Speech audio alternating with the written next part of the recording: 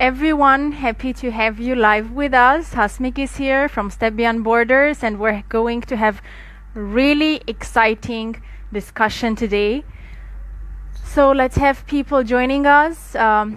Today we're going to have a second part of the series of travel talks, and we're going to talk to a very fascinating personality, a person who is a super guide.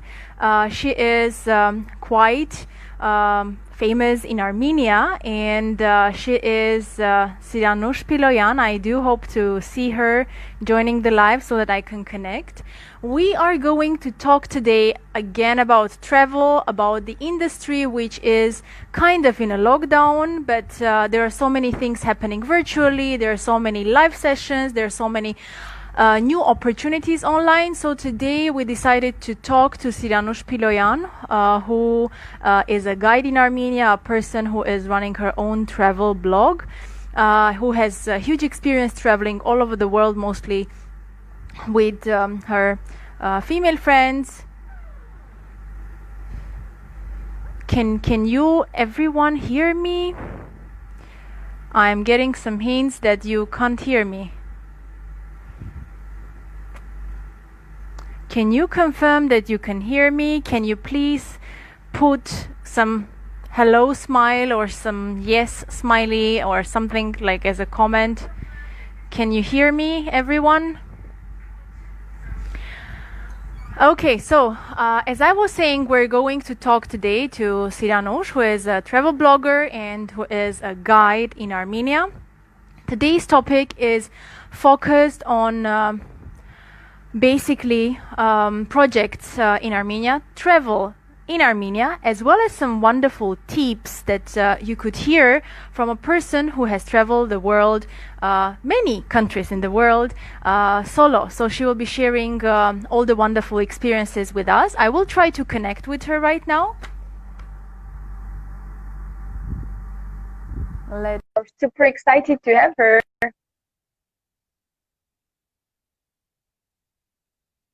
Okay, so we're trying to connect with her, and it's a great opportunity because it's kind of a connection between Armenia and India. Hey Siranush, thanks so much for joining. It's awesome to have you here. Thank you so much. How are you doing? Good, thank you. I was just saying that it's kind of a transfer call from India to Armenia. You are there in Armenia, logged already in the country for several months as a travel person, if not a travel freak. I know it's quite tough, and we're locked here in India, missing all the international people here and missing international travel as well. So, Siranush, thanks so much for your time. Today we're going to talk about... Thank you so much. A lot of people, they're hungry of traveling. I think any kind of conversation about travel may feed their wanderlust a little bit. Let's see how it's gonna work. It's the first time I'm traveling with you, by the way. This is awesome. It's always good to be the first. Thank you. Yeah, we have this first tag. Awesome. You're welcome. Siranush, I gave a small introduction about you, but I will...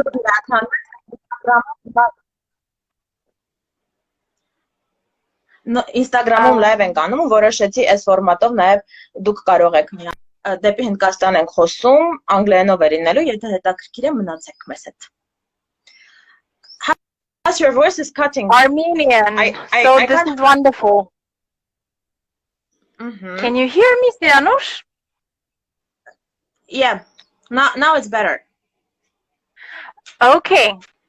So give me just a second. I will try to connect to another data if it works.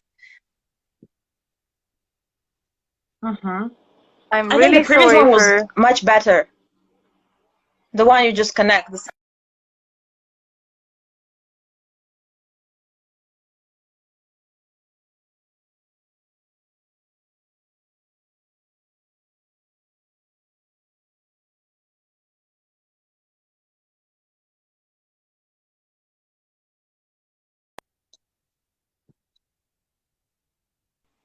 Facebook-ով Instagram-ով այս կողմիչով Հասմիկը հիմա մեզ կմիանա։ Հասմիկ, now I can hear you.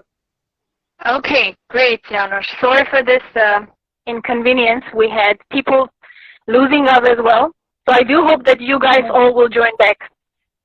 Okay, Janusz, I was telling that I already gave a small introduction of yours, but I would really appreciate to hear a bit in details about your travel experience and how comes you're in travel industry. Okay, it has been 10 years. I'm in travel industry, never dream of it before. I had another dream to have my own school, trying to be like a supervisor of the school, to have my own methods, to teach the kids different subjects. And then all of a sudden I got the offer to participate in guiding courses for 6 months. And then I really love it. I really love it. And then it was my first tour. I want to sum up. I don't want to go into many details. I love it so much that I stuck here and I really fell in love with traveling, first of all in my own country, in Armenia, and only after I went already abroad to cooperate with different companies. And till now I'm in travel, even though travel kind of shut down, but still I feel myself a part of travel industry. This is awesome. Yes, Janusz, we were talking about travel. And we were talking about your experience with the trips. So you as a travel person, a person who belongs to this industry, how do you see the future of travel in general? Right now, it's very hard to have any guessings or first of all, we don't know the future of travel right now, but I think it's going to be twice more difficult to travel in near future. First of all, because of a lot of restrictions. Secondly, I'm sure we're going to have this new kind of vaccines, etc. New paperwork will be implemented to travel industry, which will make people's life more difficult. And why not? I think a lot of things are going to be more expensive. For example, if 40 seats bus can accommodate like 40 people, right now we are not going to do the same. It means those people are going to pay twice more for traveling. So I think in very near future, travel can be something luxurious. That's what I think. We're gonna go back to like 2 centuries ago, let's say, approximately, where when it was considered to be a luxury to travel, but only rich people could allow or could afford themselves to travel. Okay. That's what I predict for future, but I hope. When you say for future and when you say for the near future, what do you mean? Sorry? When you say near future, how many years, how many months do you mean about when you say near future? How long? Yeah. How long is near future? I think more or less spring of 2021. That's what I think. No earlier than that. We're gonna go back to big amount of travelers going abroad. So let's tell to everyone to start bookings, to plan their bookings at least when they are at home. Okay, because a lot of when travel you companies are encouraging the traveler right above. Sorry. When you said near future, I thought you were talking about maybe 2 years, 3 years, and I was like, oh my God, this is kind of tricky. Which, yes, there are a lot of people who say this. There are a lot of people who consider that it may not be really safe to travel. But well, we also do have projects which are going to run from spring, and they're going to run with a new boom. And that's the reason I just wanted to clarify what's the near future as per you, especially for Armenia. For Armenia, already we are selling the packages for 2021, and a lot of groups are planning to come back like mid-spring of 2021. But as it was before, the amount of travelers going for travels, it's not going to be. It's not going to be like in near 2 years. We're not going to have the same amount of travelers, and maybe we will have some new rules for travels that we're gonna we're gonna adjust to new things. That's a little bit not comfortable, but if you want to travel, you're gonna try hard. Whenever the not comfortable thing is all over the world, then people just have to adjust. So it's something that everyone understands, everyone feels on their own skin, so we can't escape it. Exactly. Okay, we talked about the challenges of travel, but you as a young traveler, what do you think, especially after coronavirus, why should people travel? Why should they even think to travel? You know, traveling, because I know we're gonna also talk or somehow to connect travel with education. For me, travel is the best way of education. It has impact, let's say, to all your body, not only the brain, but also on your health. There, you know, there are tons of studies that prove how it impacts on your health. Like, for example, some scientists, they say that also it decreases the number of heart attacks, heart diseases when you travel, etc. Of course, there are other cases that you face when you travel, some other health problems that you may face if you're not careful enough. Secondly, it impacts on your brain. You know, as for me, I think I became more creative after traveling, and not only myself, I think each and everyone can relate to this. Because when you're trying to speak in different languages, try to, you know, to repeat the words, etc. It impacts on your brain. You're using all your five senses when you're traveling, which is also very important. And definitely it impacts on the quality of your life. Why you should travel when you are young? You know, that's a very interesting topic because as a guide, I'm working with the travelers 50 plus. As a traveler, I'm communicating with 20 plus, 30 minus, 40 minus. That's really very interesting statistics. That's what I think. Why you should start to travel young? Because you're learning the things that will impact on the quality of your life when you are already older. You know certain things when you are young and you do less mistakes. That's why I think it's important to travel when you're young. For example, there are certain uncomfortable situations that you can face when you're young. For example, to stay in the hostels with several people in one room. When you're 50 plus or 60 plus, I don't think it's very comfortable feeling to share your room with 5 noisy young people. Something like this. Good point. I will take it into consideration when I'm 50 plus, because even in our project in India, we do have accommodation, which is like a hostel. We don't have 5 or 6 people, but we have up to 4 people sharing quite a big room. But yes, we mostly have young people who prefer hostels. And whenever we have, for example, professional volunteers who are 40 and above, they stay in a host family and with a separate room. So definitely, people know what they prefer. But as a young traveler, if we connect this topic to education, because you know, Step Beyond Borders as an organization, we promote education and cultural awareness through travel. We're not a travel agency. We don't kind of provide guides, for example, or guided tours, but we are people who provide project-based opportunities, which people later on can combine with their travel, right? Okay. So same, for example, when we talk about internship projects abroad, when we talk about, I don't know, gap year projects, which are quite Western concept, whenever someone travels abroad, they learn something with a purpose. So people who come to us, they come because they realize that they are coming with a travel to learn something.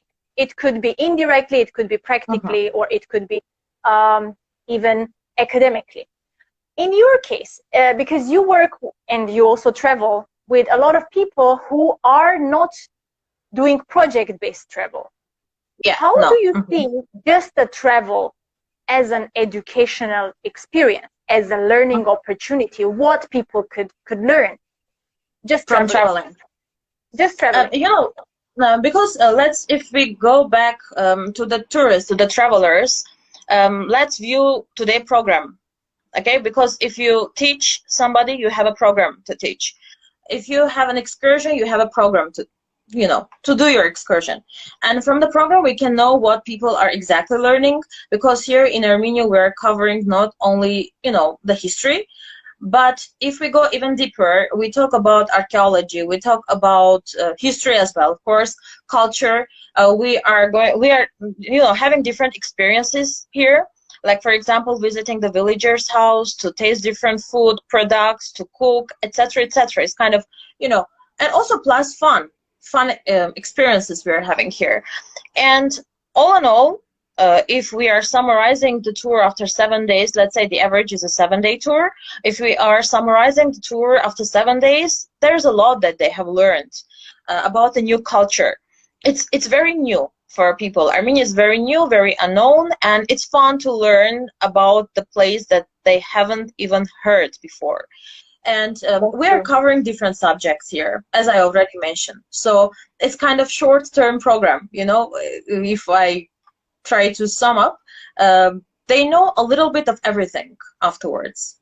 And because there is no limit to age when it comes to education, and our travelers are, not 20 years old, but for them it's also new, interesting. We have marvelous museums here, like where you can spend an hours exploring the items, and this is another way to have historical education. Okay, so you brought a lot of what they get here. You brought a lot of examples from Armenia, and today's topic. Beginning, sorry. Today, I was saying that today you brought a lot of examples about Armenia. So in our project, when we have 80%. Siranush, can you hear? I'm losing your connection, Siranush.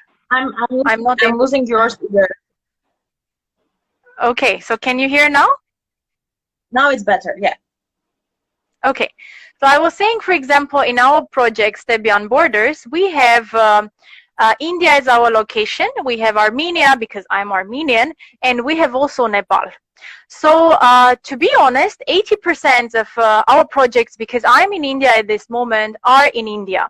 But whenever we have people who come to India, they hear the word Armenia, and very often they're so surprised because they don't know much about it. And to be honest, 85% of our participants, they're young. They are 35 below, right?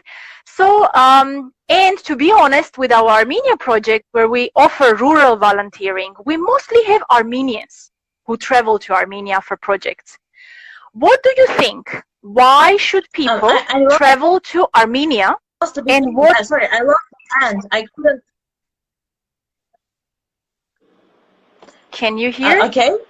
Yes, now it's better. You can say just the question. So I was saying that why should people consider Armenia as a location? And what specifically Armenia can offer that differs from many other locations? Okay, why Armenia and what is different here in Armenia? As a traveler, I think there is not many things that is different from one country to another, except for cultural things. We have the same food, not the same food, sites, etc. Those are different in terms of a history, etc. But number one thing that makes Armenia kind of different among other countries, it's unknown. It makes it more attractive.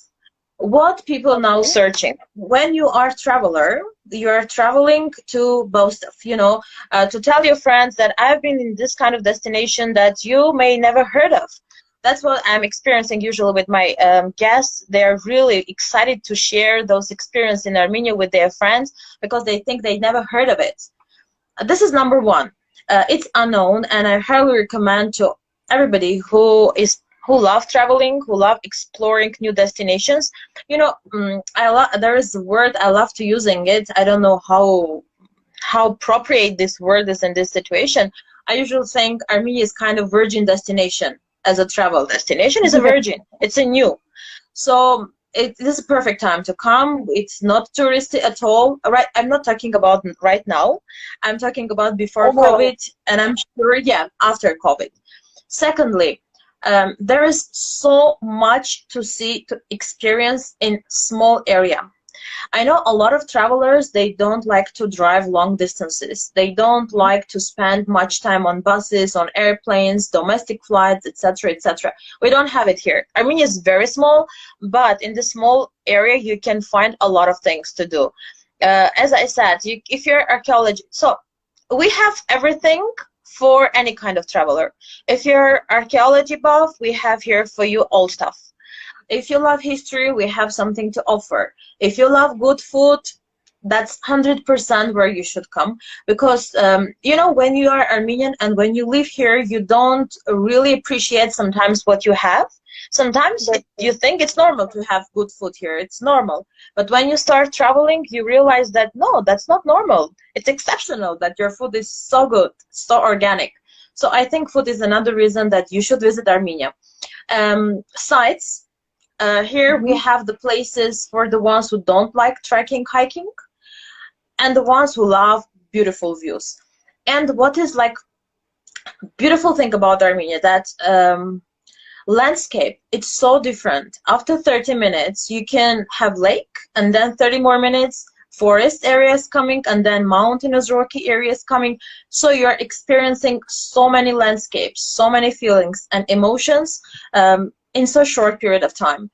It's surprising, and Armenia is a destination where you never know what to expect. And I think travelers like to have this kind of experiences when you never know what to expect. If you like Soviet history, we have like abandoned buildings that you will have like this goosebumps feeling, like this ghost city. You know, we have here a lot to offer, and it's not because I'm Armenian, that's why I'm promoting my country. It's really worth being promoted. That's also the reason. That's also the reason. We have more. We have more, of course, but I leave second part when they visit to have something to tell more. You know. Yeah. Okay, this is great. I love. Mm-hmm. It was a good ad for Armenia. So I do hope that people who will watch later on this live, they will do consider Armenia as a location to visit for anything, for project, for travel, for living. You never know. Yeah, exactly. Maybe it's a new destination. I know now it's very popular in USA. Let's see how it's gonna work in the near future. Yeah. Okay. Siranush, my next question is about tips and tricks that you could teach to travelers, especially solo travelers. If you travel alone, what would you suggest? Solo traveling. You know, number one trick. No, it's not a trick. Number one advice for solo travelers. Make sure you are ready to travel solo and then start. Because if you're not ready psychologically, it will be very hard for you. It's an experience. Sometimes you need to have a courage to start traveling alone. And if you think it's not the time, so wait a little bit more. If you're a solo female traveler, number one thing I think that you need to consider is the safety. When you're traveling solo abroad, there are certain things you need to consider. First of all, phone in this case is your best friend.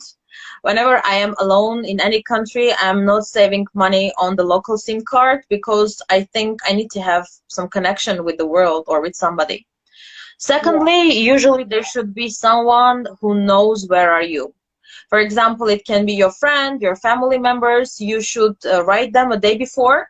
Where are you going next day? Because if something happened to you, they should know where are you. That's very important. I met somebody in Croatia. She was traveling alone, and she didn't tell the family that she's alone. And I was like, she was 18 years old, and I was like, somebody should be with you, or somebody should know where are you. What if something happened?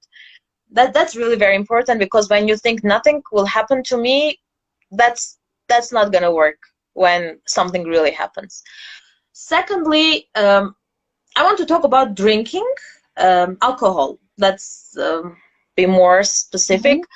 When it comes to alcohol and when you're a solo traveler, try not to get drunk, Very because good you can point. do silly stuff, and then you will not remember or whatever. Try not to Or get it's drunk even when you're worse, on travel. Tiranos, you will remember and you will feel ashamed. Exactly. I didn't want to be that specific, but thank you for helping me. Exactly. I agree. Uh, uh, this is really helps when you don't like to drink when you're when you're sorry when you're on travel. Secondly, alone, you should be very careful while you are walking in the streets of a new city. Usually, when I am alone, I never wear earphones. I'm never hearing the music on the streets of other city, because I love to know what's going on around, who is coming, who is approaching. So I'm not wearing earphones when I'm alone. This is another thing. To say no. You will get a lot of offers. I'm not talking about the bad ones, but just, to have party, different things. When you're traveling solo, different things are happening. And just to say no will save you a lot of things. So, and it's not rude to say no. There is a trick that my travel friends usually do, solo travel friends, when they are wearing a fake ring, mostly when you're traveling in Muslim countries.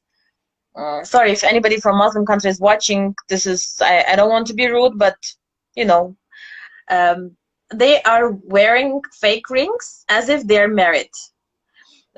Sometimes I know that they respect married women and it helps. This is another trick that usually I think I this did is only not once, about but just it didn't help much. Muslim countries, Siranush. This is not just about Muslim countries. This is in many countries where culture is more towards having signs for marriage.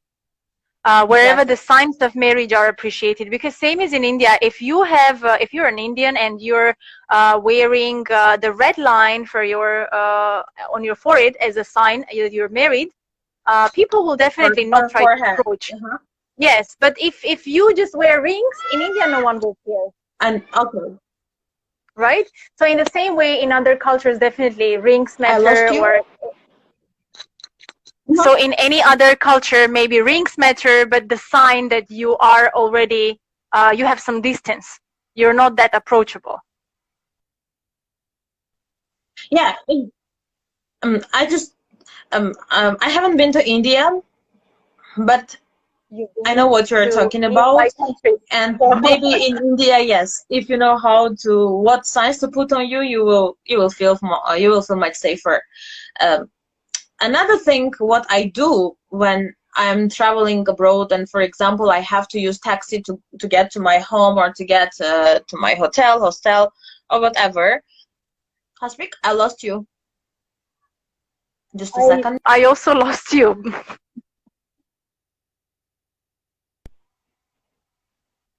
Oh, are you with me now? Sianush, can you hear me? Sianush, I can hear you. Yes, I can hear you. Another tip that, for example, I need to get to my hostel with by taxi. Now, for example, if I'm using Uber, I like to follow the driver's route. I never know where he's taking me, right? And I usually pin my hotel, my apartment, or whatever, and I like to see where he's taking me, even though it's considered to be safe. But you never know. And just trying to be alert about what's going on around. But solo traveling makes you more responsible about yourself, about your life, and you become in travel. There is such thing which is called street smart. You become more street smart, and you can more take care of yourself, of your needs, and it's a luxury because you can do whatever you want. You're alone. You can eat where you want. You can sleep where you want. And by the way, when you're solo travelers, I highly recommend not go female traveler, not go out at night. I usually try to not to be out after 11 o'clock when I'm traveling alone, unless I don't have friends there who are with me, who will show me around, who will spend time with me during the night. Otherwise, it's quite scary and dangerous. From country to country, There that are a lot of 11 tips. o'clock is also different. If I continue talking, it will take all of our time. Those are the basic things, maybe. Okay, great. Janusz, my voice is audible to you? Yes, I can hear you. Okay, so I was saying that actually the 11 o'clock tip can be different in many other countries where it could be even earlier, depending when the sun goes down. Thank you so much for your tips. They were wonderful, and actually I could relate those tips to not just to Armenia or any part of Europe or US or any other Asian country, but all over the world. These are tips that are easily generalized, and people could use this tips whenever they travel solo, but even when they are with group, because these are, I generally say that these are tips for people who have guts, who have common sense. That's it. So Exactly. yeah, so you kind of should not be simply you should not be droning in the impression that you're somewhere new and giving the impression to locals that you are new. In this way, trying to get more attraction. So you generally, I'm just giving this as an extra advice. People who are traveling solo, you should try to become part of the local. This way, it will be definitely easier. This way, you will not stand out as a tourist. You will not stand out as a target. You will not stand out as someone to whom people can approach, can sell something with higher price, or maybe offer a service which you simply don't need. Okay, great, Sianush. You gave really awesome pieces of advice. You touched the topic which I like very much. Okay, I just wanted to add something. I just wanted to have something added because you touch very important topic when it comes to guts. When you are traveling solo, and in general, but mostly when solo, always trust your guts. Those are your best friends. If you feel there is something wrong, because I experienced this my last trip to Zagreb, I was checking the best restaurant in the city on Google Maps. Okay, I found, and I start to walk. I felt that I'm not going to find this restaurant. I don't know, I knew this. Okay, anyway, I kept going. I went to the area when it was shown, and I saw there is nothing. It's a highway, it's a supermarket, and there is nothing there. There is no restaurant there. And this was like another lesson. Usually I trust my guts, but it's another time that don't taste your guts, just trust them. This is the number one thing I think you should do when you're traveling solo. Yeah, this is a very good point. Okay, you are back. I think when I speak, you hear me maybe several seconds later. Okay. Yeah, maybe it's, we are really far, Armenia and India, so maybe this is the reason. Maybe, who knows? Okay, Sianush, we covered all the topics that we were planning today. So thank you so much. It was a really fruitful discussion. And to end our discussion, I would just like to invite everyone to Armenia and to follow Sianush, and maybe one day to be part of her group in Armenia, or to do some. Yes, who knows? And maybe do some wonderful rural volunteering projects with Step Borders. And it doesn't mean that it includes the chance of being in Sianush's group. So still there is chance to be in both the options. So dear lovely people who will be watching this video and who are watching as of now, please keep following and stay tuned, because travel will exist. It doesn't exist now, but it will be live soon. Yeah, so I was saying, Sianush, that the option of having a project in rural Armenia and then being in your group doesn't exclude each other. So there is a possibility to do both. So I was saying and they can do volunteering programs here. Yeah, that's actually what Serbian Borders operates in Armenia. That's what we offer as well in Armenia, in some of the rural areas with Armenian homestays. So Oh, yes, they're people staying at home plan. here? Yes, yeah, like host Oh, family that's interesting. homestays. Yeah, we have Oh, homestay okay. options because, to be honest, our program is cultural immersion and volunteering. So we believe that if someone wants to discover the country, um, first of all, in 7 days to really feel the country is a bit challenging. So I was saying that short period for us, it's not really applicable. So we have programs which are from minimum 2 weeks up to 2 months, 3 months, so it depends. Oh, okay. But yes, they live like local people. So they stay with family, they eat Armenian matun and huts, bread and curd. Oh, that's cool. And yeah, they kind of experience the community in But Armenia. I'm curious how they communicate with locals. Like, We do have coordinators from the village who support with the translation. okay, because I imagine how they communicate, and it's really funny. And afterwards, they learn Armenian, or it doesn't Yes, really they help. do. They learn basic words. Yes, they do learn basic words like Barev, one says. This is part of our program in any location. They learn basic local language. Ira, can you hear me? I, I. Okay, you're back now.